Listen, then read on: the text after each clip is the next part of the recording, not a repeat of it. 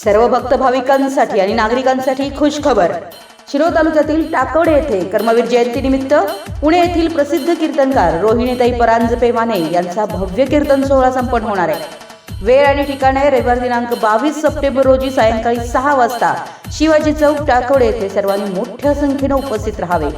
कार्यक्रमाचे आयोजक मान्य श्री आनंद चव्हाण आणि चव्हाण परिवार टाकवडे। या कार्यक्रमासाठी प्रमुख पाहुणे म्हणून मान्य श्री मदन सीताराम कारंडे, चेअरमन बालाजी पतसंस्था इचलकरंजी, संस्थापक बालाजी पब्लिक स्कूल, मान्य श्री उत्तम आनंदराव शेळके, मान्य श्री प्राचार्य महात्मा गांधी विद्यालय रुकडी, माजी मॅनेजिंग काउन्सिल सदस्य रयत शिक्षण संस्था सातारा, सवालका सुभाष भोई कोल्हापूर, माजी मुख्याध्यापिका रूपमाने विद्यालय शिरोळ, श्री सौरभ अशोक निर्मळ, चेअरमन साथी शंकरराव निर्मळ पतसंस्था टाकवडे, सौ लतिफा शेख शिरडोन। या कार्यक्रमासाठी तुमची सर्वांची उपस्थिती प्रार्थनीय आहे। चला तर रविवार दिनांक 22 सप्टेंबर 2024 रोजी सायंकाळी 6 वाजता टाकवडे येथे भव्य कीर्तन सोहळा पाहूया।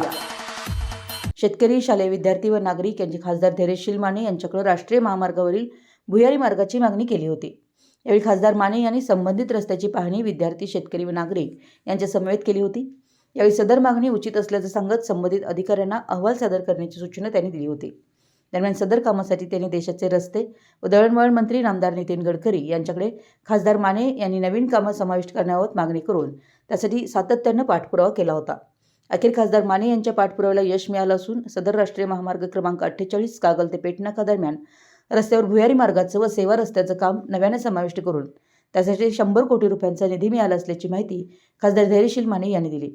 यामध्ये शिरोली येथील शिरोली शाळा ते महाडिक बंगला येथे नवीन भुयारी मार्ग, बंगरायची वाडी येथील भुयारी मार्गाचं उंची व रुंदी वाढवण्यास मंजुरी, किनी हायस्कूल ते माळी वसाहत नवीन भुयारी मार्ग, गुणकी येथे वारणा नदीच्या पुराचं पाणी पास होण्यासाठी पूर्वीचे 3 व नवीन 3 अंडरवॉटर अंडरपासची मंजुरी, त्याचबरोबर गुणकी ओढ्याच्या पुलापासून महामार्गाच्या दोन्ही बाजूस शेतकऱ्यांच्या शेतीमाल व ऊस वाहतुकीसाठी नवीन वारणा नदी पुलापर्यंत नवीन सेवा रस्ता, कडेगाव फाटा येथे नवीन बायपास रस्ता, त्याचप्रमाणे गोकुळ शिरगाव येथील छोटा भुयारी मार्ग तर उजळाईवाडी व सरनोबतवाडी येथील नवीन बायपास मार्गास नव्याने मंजुरी मिळाली असल्याची माहिती खासदार माने यांनी दिली आहे। मराठी एस न्यूजसाठी कोल्हापूरहून संदीप अडसूळ।